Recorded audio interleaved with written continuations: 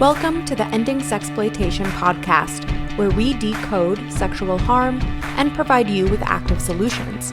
I'm your host, Kaylee McNamara. All right, everyone, I am so excited today to introduce you to Kindsey Pentecost, Chief Marketing Officer of ItWorks, which is an industry-leading beauty and nutrition company, and also, importantly, the founder of TYLA, Turn Your Life Around, a Prostitution Diversion Court. And so I'm just so excited, Kindsey, to be chatting with you today. I know that there's a lot to go through. Maybe if you could explain a bit about your personal background and how someone who's a marketing expert got involved in the fight against sex trafficking. Okay, that's a great question. Well, thank you, Haley, for having me. I'm excited to talk about all of this and how we can do better as a society. I got actually, first and foremost, my passion is social justice. And I've really always said I love to have a voice for those that don't. And so I became very passionate at a very young age about those that were held in captivity. And I would say that I used to once think that trafficking looked very different than I now know it. And so I would have old school thought it looked like somebody getting kidnapped in a van or off in a foreign country and being really coerced and thinking that meant physical violence, and they were kidnapped and put into trafficking, maybe underground. And I came up with quite a story, kind of like the movie Taken. And so the more I got involved with sex trafficking, so my career was actually, I went and got my master's in criminal justice, and I was going to law school. I was doing a lot of paralegal work and on my way there. And what I became really engrossed in was starting to understand.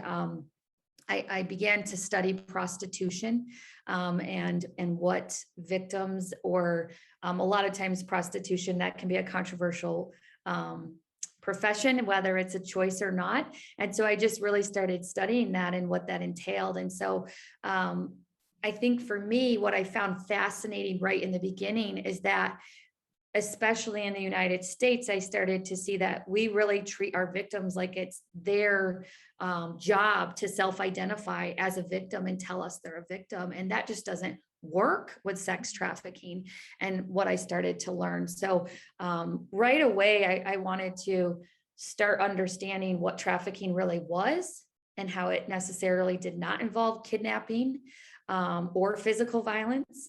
In the beginning, a lot of times that does come into play, but much later. And the misconception that if a person consented to any part of their trafficking, that they couldn't be considered a victim. And so I became very, very passionate about letting others, which happened to be law enforcement, know what I knew. Fantastic. I mean, I completely agree with your perspective on this, and it's so helpful to peel back the layers and see the way that these things are all connected and so nuanced. As you started getting involved, particularly around the Prostitution Diversion Court, I would love for you to maybe explain a bit about that. What's the philosophy of a Prostitution Diversion Court? How does that work? And is this common in the United States, or is it rare? So in a perfect world, I started, I was very young in my career, and I happened to stumble upon an organization, and we were working with law enforcement, and we knew that we needed to have law enforcement and the prosecutor or anyone from state attorney's office on board with understanding what human trafficking was. And so that was kind of the first idea. Again, I was very young, and what I realized quickly is police and lawyers don't like to be told what to do. And so I think what was the best thing I could have done being young in my career was I listened and absorbed it all, just watched and really paid attention to what was going on. And so this will age me a bit, but when I first started in my career, prostitution, 16 and over was legal. You could say, if you were prostituting at 16, you could be, I shouldn't say legal, it was illegal, but you could consent to prostitution as a child, because typically we see 16 to 18 as a child, but they were considered an adult. And so I was also seeing that law enforcement and state attorney were not identifying sex trafficking the same way that it was happening. And so it was viewed as a choice. And really the biggest expectations were that they were self-identifying as a victim, which they were not doing. Most victims, whether they were in a brothel, a sauna, wherever the establishment was where sex was being sold, if there was force, fraud, or coercion, it was very hard to prove that. And so I think the biggest idea for me, deciding, okay, we need something so that we stop arresting the women and start understanding that we need to look at the buyer. And we've got to have a way we can get to these women. So I would say the biggest thing for society is, if you think of sex trafficking, you're like, oh my gosh, they're so innocent. But a lot of times what it can look like is somebody that bonds with the person trafficking them. And so there's something that traffickers do a really good job of. It's called grooming. And then they're bonding with their trafficking victims. And therefore they got their back. They're like, oh no, they're not meaning to hurt me. Oh no, this isn't happening. And so it can be very, very, very difficult to see, prove, and even allow law enforcement to say, let me help here, when the person doesn't know or doesn't want to be helped. So there's a lot of pieces that made us go, okay, as a society in America, we might not be there yet, but what we could do is have a point of contact when someone does come in.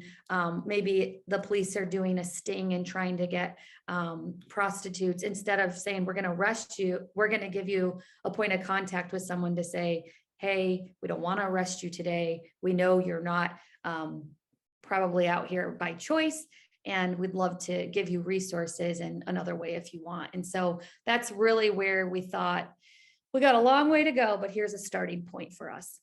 Yeah, the diversion being such a key word of trying to, steer people away from having criminal charges or arrests, and instead directed towards resources the majority of the time, right?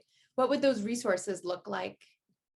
Yeah, so what's funny, Haley, is the first thing that got us attention was that we had myself representing kind of all parties, but making sure we had a agency at the table that could offer resources.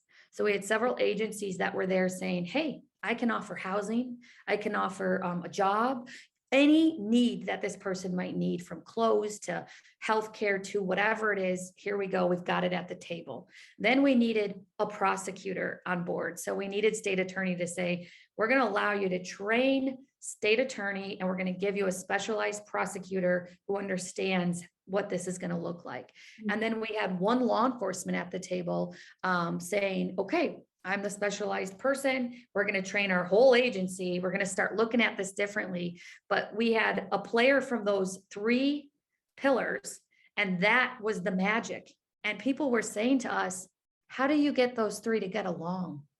And I thought, how sad, because once you're in this movement to stop it, you realize people all kind of have this chest out, I know the way. And, we've got to all be willing to kind of sit back and listen a little more, because without those three pillars, we're never going to truly be able to catch all the victims.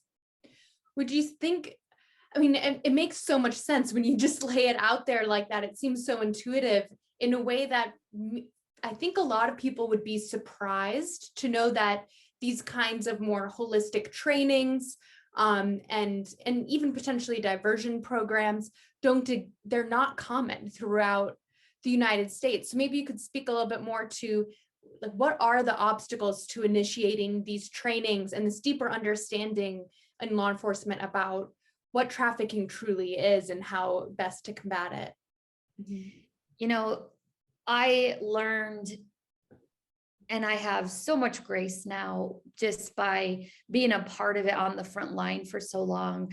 I probably could have been real judgy myself, not knowing what I now know watching, so you take law enforcement, for example, and it's called budget. First That's of a big all, one. we're fighting $1 billion lucrative crime here. So it's hard to fight against that when we don't have the resources and the money. I'd also say, when we first started training, I went on so many ride-alongs with police where I got to see firsthand what they have to experience in a shift and how are they going to have time to understand and capture and really put to practice a training, and so I look at, when you think of, is law enforcement trained?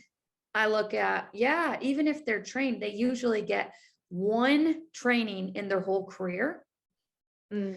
Sometimes they get ongoing training, but that is like a really, really advanced agency. My goodness, and even when they get a training, a lot of them get 1 hour. Maybe if they're lucky, they get 1 day. And when I think of what I've dedicated in my life to understand sex trafficking, my goodness, I did not learn it in a day. Yeah. And so the first issue would be the understanding, because again, I could be very judgmental from watching documentaries or whatever. And then I'm on a shift and I'm watching, we've got a real victim in front of us that's been trafficked. And she's spitting in the cop's face, swearing. What do you want a cop to do with that? So I've been, interesting things have been said to me as well. And then once you get into understanding Stockholm syndrome and that trauma bonding and what they're going through, I learned so much that it made me hungrier to help people or victims looking a little different. There's also victims that are just so afraid. So maybe they're just super quiet, or they're going to tell you, I'm not a victim. I'm so not a victim. I worked with a 13-year-old and she said, I'm not a victim. This is a choice. And then when I went through why she wasn't a victim, I was like, okay. So it's all about perception, reality. And so when you're dealing with all of that with diversion, and the biggest thing you're going to deal with beyond me just explaining the trauma bonding and the fear, you're really dealing with, you think of the next biggest crime, not sex trafficking or human trafficking, is drug trafficking or drugs. And you think that's so easy because all you need is the drugs. That's your evidence. Our evidence are human beings. And so it becomes this really intense moment to rely on someone and walk through that journey. Most cases that are won, if you talk to the prosecutors or the law enforcement or the agencies, there's going to be a lot of highs and lows because of what comes with sex trafficking. You have to be equipped to understand what walking through that investigation or the sex trafficking entirety will look like. For people who aren't as familiar, and you've spent so much time working with law enforcement and often even on the front lines in these kinds of situations, I'm sure there isn't a typical trafficking case, but if there were, or some examples of how a sex trafficking case might unfold from the perspective of law enforcement, based on your experiences, how have you seen those kinds of cases be initiated and unfold for law enforcement? Yeah, well, what I think is interesting is I could go in a few different angles with this question, but what I'd love to say is, the evidence suggests that majority of women and children that enter into prostitution, which is mainly how we see sex trafficking happening, whether it's through online pornography, whether it's through you're paying for someone and they're showing up. The form is they're having sex, they're prostitution. prostituting. But what we see is that it's a result of childhood abuse, poverty, misfortune, grooming, coercion. What this means, we really don't see. I love when people talk about it's a free choice. Personally, I've worked with thousands of prostitutes, and I have yet to really meet someone that's been prostituting out of choice. And even a lot of them tell me it's choice. And then the longer I know them, it could be 5 years, 10 years later, it's a different story. I mean, I even look at some of what's coming out about Hugh Hefner, and we all bought into this idea of the bunny house. And now to have him come forward and say, that's not at all what it was, and so I think for, when you ask, what does it look like? It's important to say that it used to look like, maybe just the vulnerable. So runaways, anyone that's been sexually abused is going to be much more likely to be groomed. They're going to be easier to be coerced because of some of their background as a child. So a huge thing is runaways. No one's looking for them. You look at foster care system, that's another one, because there's not a parent out there saying, where's my kid? Where are they? They're lacking that person fighting for them. You look at the Epstein documentary on Netflix. What I loved about that was it showed how they started going after the vulnerable. They were going after the girl that could climb out her window and she didn't have a mommy and daddy paying attention to that. And then they were using her to recruit her friends. She went to school and said, you want a purse?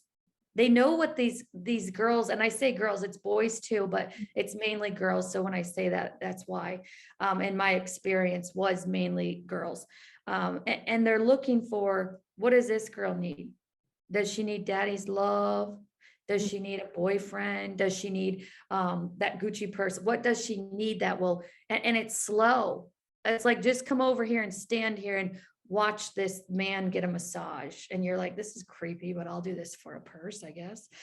It's slippery until then comes the threats, the violence, we're going to tell your parents, we're going to do this, and there's this fear, and most of them that works for them. But I thought Epstein did a really good job, that documentary, of showing how they were coerced into it.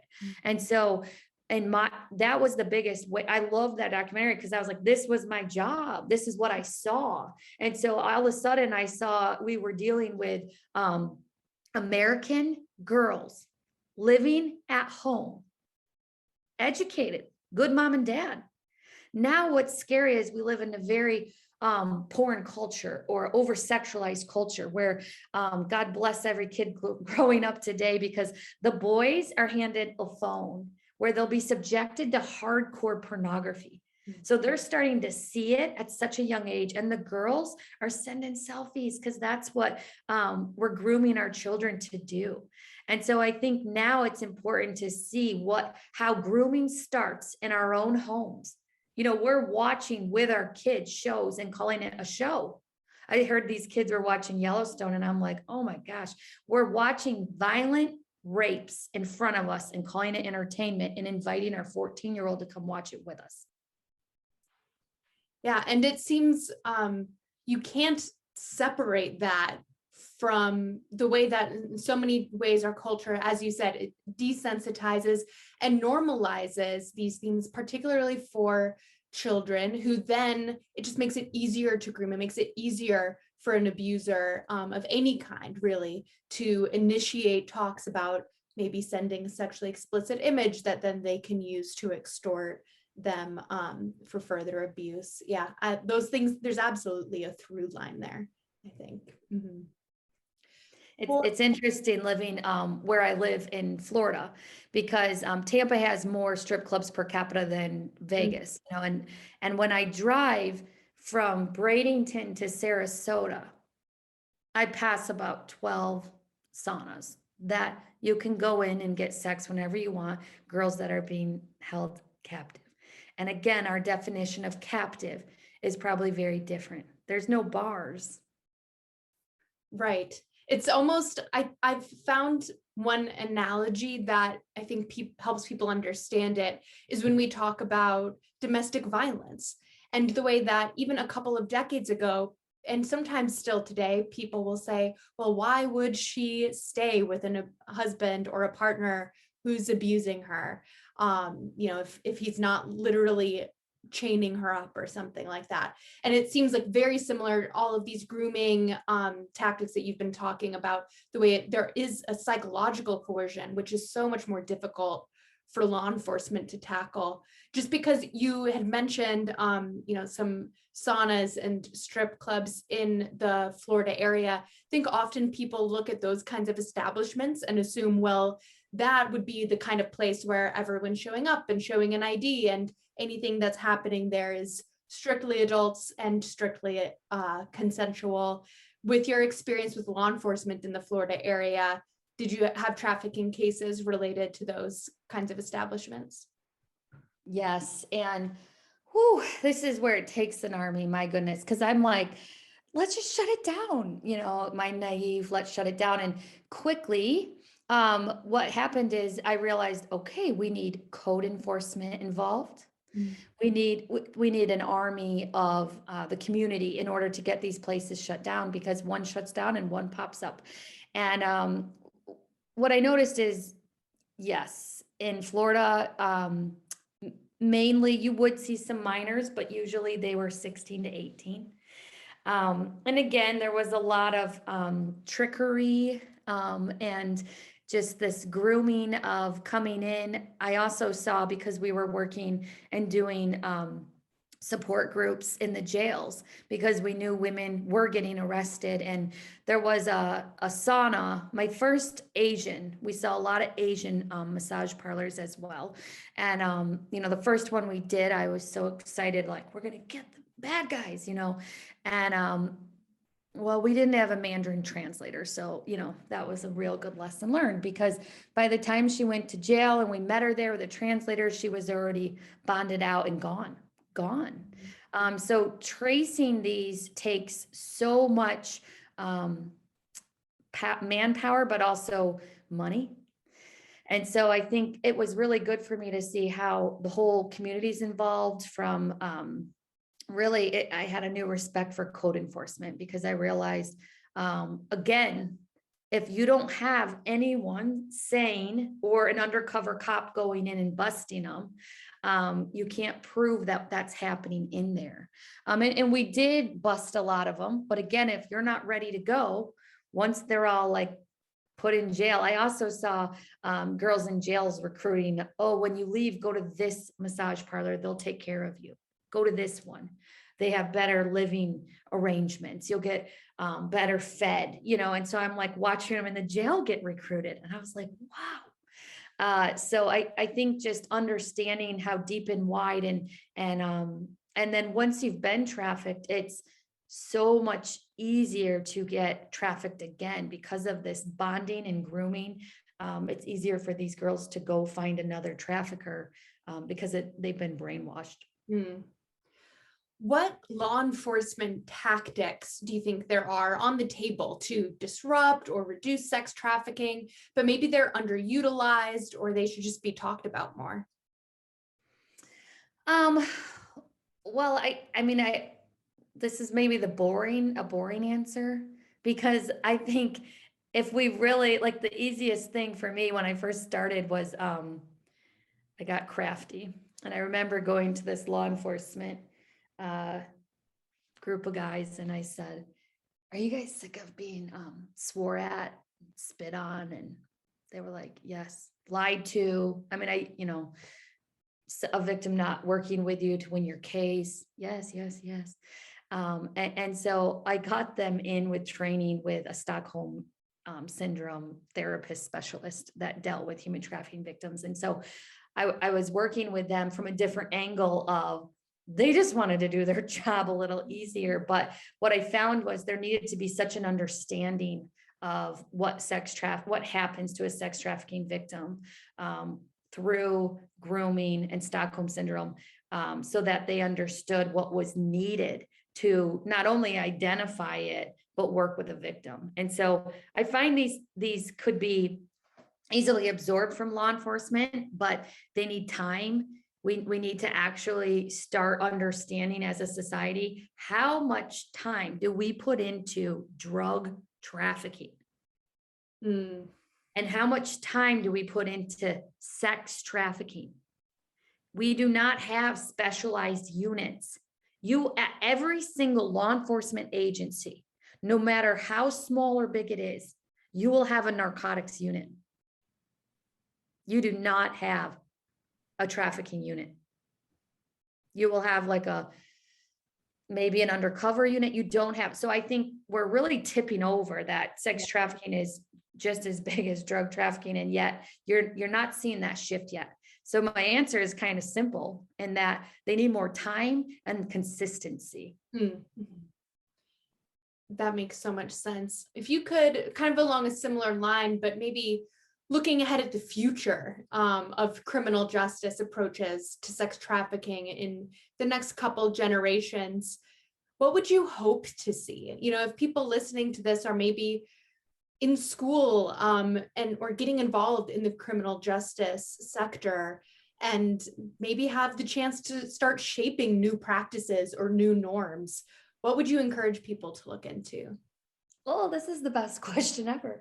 Well, I am obsessed with the Nordic model, which is out of Sweden. And that's where sex buyers are criminalized while prostitutes are decriminalized. So that doesn't mean we legalize prostitution, because that's handing the key to the criminals. It means that we punish the buyer and not the seller. So the person being sold, I should say. So I would say Google the Nordic model, but I just summed it up for you. But it's exciting because this approach has been adopted in Sweden, Norway, Iceland, Northern Ireland, Canada, France, Ireland, most recently Israel. So it's catching on. So I'm like, let's go, America. We like to be competitive. Let's get in there. I just lived in Ireland for the last 6 years, and it was refreshing for me to not see any strip clubs. I was like, I've never seen one strip club in Ireland. I'm like, this is interesting. Because I'm so used to, sadly, seeing sex being sold on display here. And so I think that is something I would love, if I had could make the world change. It would be that we do, magical wands. We would do that. And also that we would own, people always say, I want to get involved to stop sex trafficking. And I'm like, it starts with you. It starts with your kids. It starts with the kids in your circle of influence, even if you're not a parent, because I believe that there's a movement happening right now where people are understanding that buying sex or watching pornography completely disrupts their sex life, and they don't want that. And so I think as a society, we need to dive into that more and own that. Yeah, absolutely. And that leads perfectly into what's my last question. I often end asking people this question, to be honest, because it's what I was always looking for before I got involved in this movement. Is just any advice that you might have for anyone listening or watching on YouTube who wants to get involved. They want to be a part of the solution, but they don't know where to start. You might not like me now after I answer this. Well, Haley, you'll love me, but because this is a funny comment, but if we knew that the person next door was selling sex, selling children for sex, looking at children online, you would never go near that house again. You'd call the police, you would freak out, you would stop that. You wouldn't allow your kids to go play in that house. And so I really question a few things. I say, start with what you support. What I love the most about Nicosy, a lot of things, but I love the Dirty Dozen list. And the Dirty Dozen list shows you what is out there that's furthering trafficking our children and adults. And we could stop right there. We could stop watching certain shows. We could stop watching Netflix. We could stop supporting things that are supporting sex trafficking. And we are like, nah, I'm not sure I'm willing to do that, you know? And so I think really being aware, and I love it because it's just 12. And so I think when people come to me and they're like, I want to volunteer and I want to give back, I always start them there. And then I say, you know, there's kids in your circle, and I'm actually not a mom, but I have so many nephews and niece and friends, parents, and I love being an advocate for how we can start having conversations with our kids to change that next generation. Unfortunately, working with law enforcement for 10 years, we caught a lot of, they say only 7 to 9% of victims come out of sex trafficking. That's a very scary, scary percentage. But after I looked at how many women we rescued while I was on the front line, I think, well, that pretty much is true. And I look at how many women were rescued and then died from relapsing or, you know, using drugs to cope with the memories. It's very tough. So I love to tell people, let's start with the next generation. Let's start having crucial conversations. If you go to my website, I give books on what age and where to start. And also I know Nicole gives a ton of information out there, but I love to keep it simple, but also let's have some crucial conversations. Because I find if we talk about it, it's way less likely for a child to be groomed or coerced into it. That's such an easy action step that everyone can do. Yeah, with any children in their life, or young people in general. Could you share anywhere people could follow you online, your website? I know you have a podcast as well. Anything you'd like to plug? Oh yeah. Well, I put together my website, kindseypentecost.com, and the human trafficking protection part of it is really just because I had so many parents asking me where to start. And so from 3 to 5 to 5 to 8, what books, and obviously they start very light, but having those conversations is crucial. And then I'm constantly on Instagram at Kindsey Pentecost, talking about what I know and how to keep your kids safe. And I'll actually be going live once a month with the president of Nicole, and us just giving tips to parents to what we know to just keep our world safe and how you can join the movement. Oh, perfect. Well, I'll have to be tuning into that every month. That'll be such a great resource in and of itself. Thank you so much, Kindsey, for your time. And I'm sure that we'll have you back on again soon. Thanks, Haley. Thanks, everyone.